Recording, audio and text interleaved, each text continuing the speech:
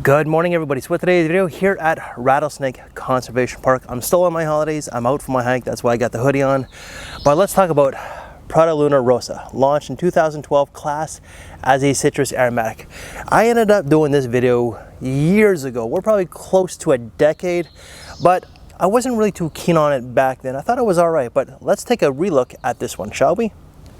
Top notes for this one here are going to be lavender and bitter orange. The mid is going to be mint and clary sage. And the base is going to be Ambrette or Musk Mallow and Ambroxan. This opens up with a lot of citrus and a lot of lavender. There is a little bit of green mint and a little bit of clary sage to it. But the main takeaways for this one here are definitely the citrus and the lavender. This is a very aromatic fragrance. The lavender really makes this very airy. In some ways kind of adds that fougere feel, even though it's not a fougere, but the citrus does shine.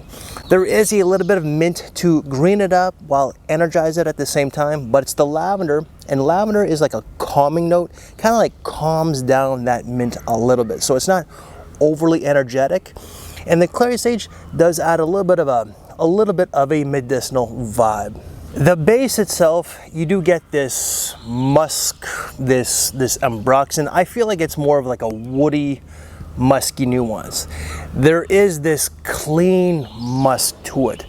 Overall, this fragrance is very aromatic. It's fresh, but just is like this bit of an airy bomb. And that's why I probably really didn't like it back in the day as much as I do now. Sometimes it takes a couple of years, or in my case, a lot of years, to appreciate something a little bit more. This, for me, is more of an everyday fragrance for the spring and the summertime. This, for me, is more so for a guy who only wants a few fragrances in his collection. An everyday use, whether it's for casual or for work. And that work could be white collar, you're working in an office, or blue collar, you're a plumber or even a bus driver, such as myself. And when it comes to formalities, I don't really think that this is a very classy or a formal fragrance. It can be worn with a suit and tie, but again, that's if you're white collar. So for me, this is a great suit and tie scent for the office.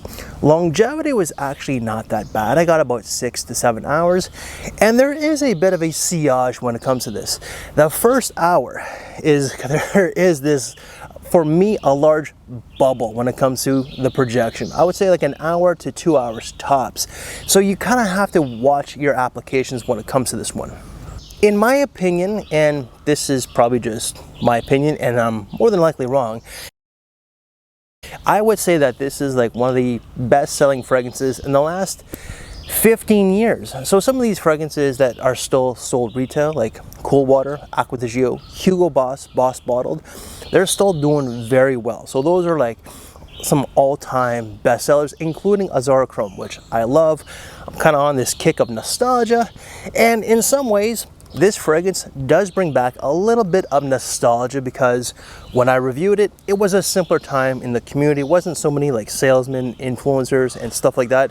There is just this cleanliness about it. This fresh lavender citrus, again, calming, but somewhat energizing. It just kind of elevates your senses, but it doesn't energize you. It's like, ooh, that's nice, but it's kind of like, you know, calming while you're strolling in the woods. When I'm out hiking, I'm taking in the sounds, the birds, I'm taking in all the trees, the wind blowing through the leaves. For me, that's just soothing. It's calming.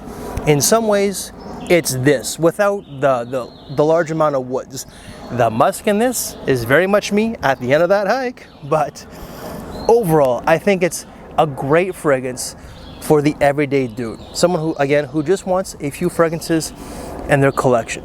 So that's my quick little retake of Prada Luna Rossa. Any other videos I've done from this brand, they will all be down in the description box below, including this one here. Actually, you know what?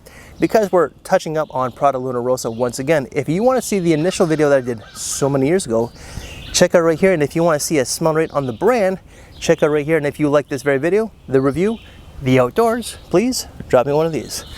I thank you for my time. Take care, and I will see you later. Thanks for watching, everybody.